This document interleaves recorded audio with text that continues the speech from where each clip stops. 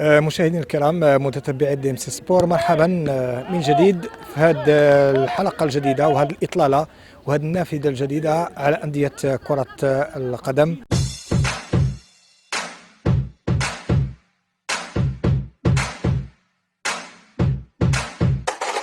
اليوم نحل ضيوف على فريق آخر بالقسم الوطني الأول، فريق بالدوري الاحترافي، واحد من أعتد وأقوى الفرق على صعيد المنطقة.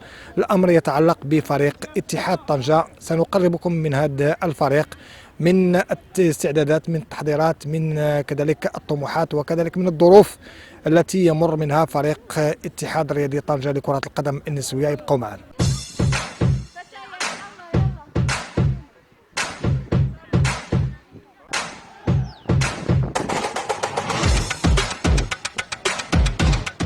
دائما في اطار الحديث على فريق ديال اتحاد طنجة لكرة القدم النسوية، يعني معنا جوج ديال اللاعبات، جوج ديال المتألقات داخل الفريق. كاينه لاعبه آية الله، وكاينه كذلك حارسة مرمى اللي هي فقروش.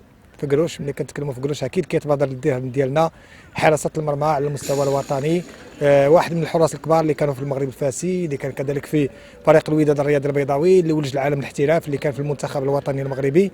ويعني ماشي جديد عليهم هاد المكانه ديال حراسه ديال المرمى. نبداو بك آية الله، مرحبا بك. قربينا بالاسم الكامل ديالك والسن، وامتى بديتي كره القدم مكان اللاعب ديالك كذلك؟ رحمة الله بن عزيز، السن 28 سنة، كنلعب وسط الميدان. بديت البداية ديالي كانت في 2009 2010 هكا. بدا اتحاد طنجة ولا كنت لا، ماشي اتحاد طنجة، كرة بصفة عامة. المسار ديالك كيف كان مع من الفرق اللي لعبتي معاهم؟ لعبت مع المغرب تطواني ونجم جوهرة العرائش ووزان، دابا اتحاد طنجة. تبارك الله. بقيتي غير في المنطقه، ما لا، بعتيش ما بزاف؟ كنبعدش انا، هي الشمال. غير الشمال. يعني الفريق ديال اتحاد طنجة هذه السنه ربما ما كيلبيش الطموحات، النتائج شويه مخيبه، البدايه كانت بدايه متعثره. شنو الاسباب ديال هذه البدايه هذه؟ اي فريق كيمر في واحد الفتره اللي كتكون نتائج سلبيه، كنحاولوا نرجعوا الوضع قبل ما نغي نصوفيو بعد قبل ما يسالوا الدورات، وان شاء الله حنا في الخدمه وان شاء الله يكون خير. يعني واش كتبان لك على ان كاين الامكانيات، لان المباراه اللي جايه صعيبه، الخصوم يعني مع توالي الدورات كتولي كل مباراه صعب من اللي سبق منها اللي قبل منها. يعني واش الامكانيات البشريه ديالكم وكذلك النفسيه يمكن تساعدكم على انكم تحاولوا تتجاوزوا هذا الوضع؟ ان شاء الله حنا كنخدموا باش كل ماتش كندخلوا نلعبوا على حسب القوه ديال الخصم ديالنا. بالنسبه للفريق ديالنا ماشي هو فريق ضعيف، ولكن كما كنقولوا الزهر ما كيسعفناش الاخر.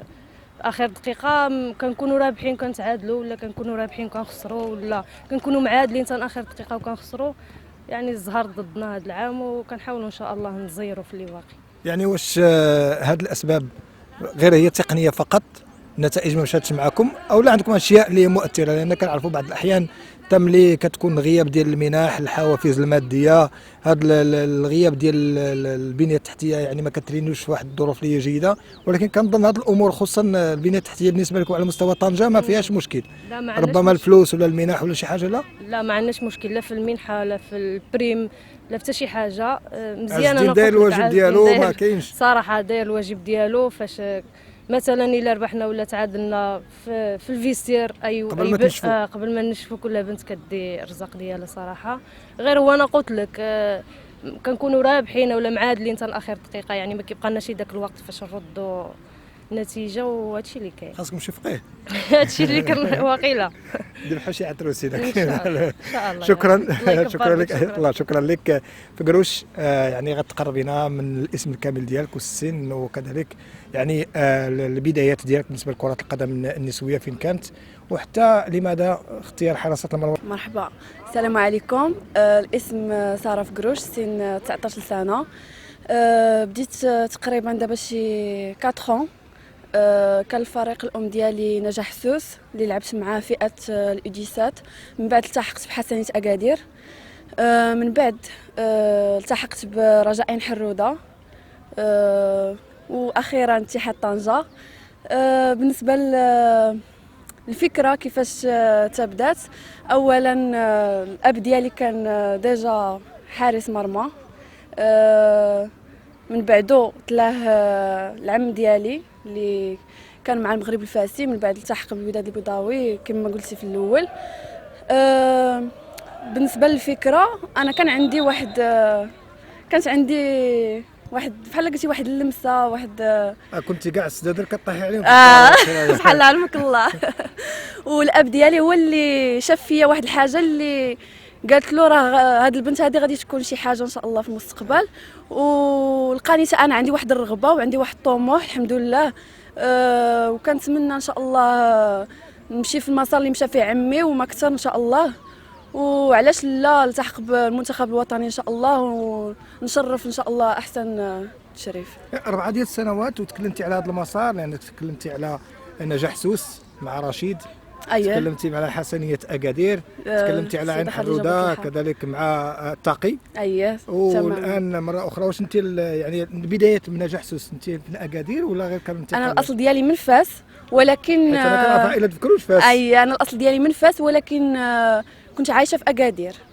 كنا عايشين تما. هذا باش بديت من نجاح سوس. بديت من نجاح سوس. هذا. والان بالنسبه لك داخل اتحاد طنجه هذا الموسم الاول مع اتحاد طنجه والتحقتي في فتره الانتقالات الشتويه. تماما. والحمد لله الاجواء مزيانه وكل شيء غادي بخير الحمد لله. وكنتمنى نحققوا نتائج مزيانه في هذا الماتشان هادو اللي بقاو لنا باش نبقاو في القسم الوطني الاول ان شاء الله. وهذا ما كان، والله يسر والله يوفق الجميع.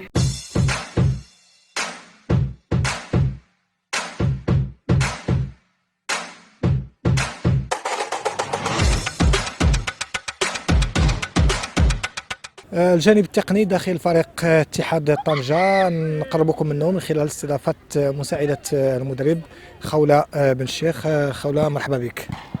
مرحبا بكم نتوما عندنا ومرحبا بكم في مدينة طنجة، وكنتمناو نكونوا ضيوف عندكم وشكرا بزاف.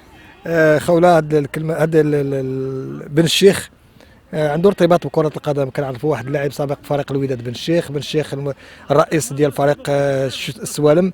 يعني هذا اللقب هذا ماشي داخل على كرة القدم وعلى الرياضة ياك؟ ضروري كاين ماشي غير في المجال ديال كرة القدم، كاين في بزاف المجالات. حنا بغينا نحصلوها في الكرة مادام على اننا كنتكلموا في الكرة سياسيا راه كاين في حتى زعما رياضات اخرين ماشي غير في كرة القدم. رياضات اخرين.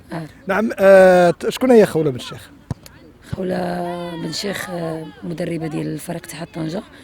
كنت لاعبة سابقة ديال كرة القدم، لعبت في عدة فروق والحمد لله ملي ساليت الكرة ديالي المسيرة ديالي. كنت تسردي لينا هذوك الفروق تعطينا باش. لعبت في فريق الأم وفتح الرباطي في مدينة الرباط، ومن بعد مشيت لمدينة تارودانت، لعبت مدة 3 سنين. مع أمجاد ولا مع إيتاج؟ مع أمجاد تارودانت مدة 3 سنين.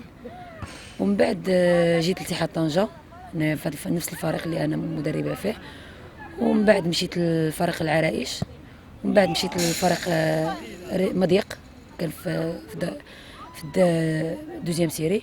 ومن بعد رجعت كمساعدة مدرب في الفريق اللي كنت فيه ديجا. يعني هذا اللقب ديال بن بطوطة ديال كرة القدم النسوية نطلقوا عليك دابا انت. شوية صافي ربي يخليك. يعني خولة كيف كتمر استعدادات التحضيرات بالنسبة لفريق اتحاد طنجة؟ للأسف هذا الموسم البداية كانت صعيبة وإلى حدود الآن الفريق كيعاني. يعني شنو الأسباب ديال هذه التعثرات ديال الفريق؟ الحمد لله هذا العام كنا كنخدموا على واحد الاستراتيجيه ديال بدنا فريق كامل وقلنا نكونوا فريق جديد كتأديو الضريبه ديال الجديد. لا ان شاء الله غادي نكونوا قد هاد المسؤوليه، وان شاء الله غنبقاو بريمير سيري باش كنخدموا العماجي ان شاء الله. باش نكونوا في العماجي ان شاء الله مسيره في واحد الموسم اللي يكون جد رائع ان شاء الله. لاحظت صعوبات كبيره لانه الدورات الاخيره ديال الدوري تنافس كبير ما بين الفروق.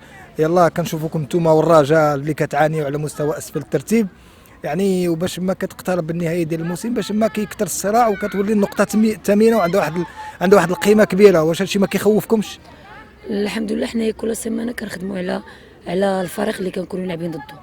يعني جو سيمانات اللي دازوا طمحنا بزاف في الفوز، جاونا فرص بزاف وما كسبنا شيء، وكنا خدينا واحد جوج النقط، نقطه في التعادل ماتش د العرائش اللي ضيعنا فيه بزاف ديال البيوتا وما سعفناش الحظ. وحتى هاد السيمانه اللي دازت هي من نفس الوضع، وكنتمناو نحققوا الفوز في هذا الماتش اللي عندنا هاد السيمانه. نعم. واش يعني كاين واحد الاطمئنان بالنسبه للفريق بخصوص البقاء ديالو؟ واش نتوما يعني ما كاينش تخوف خصوصا بهذه النتائج اللي تكلمنا عليها؟ الحمد لله لحد الان مازال ما كاينش ديك التخوف، ومازال كنزيدوا نخدموا، وان شاء الله غنحققوا نتائج في المقابلات اللي ما جايين، وان شاء الله نبقاو في القسم الاول ان شاء الله احترافي. كاين تفاؤل؟ ضروري التفاؤل هو اللي كيوصل لواحد النتيجه. لما كانش تفاؤل ما نقدروش ننجحوا في الحياه ديالنا كامله، ماشي غير في الكره. شكرا لك. شكرا بزاف، ربي يخليك.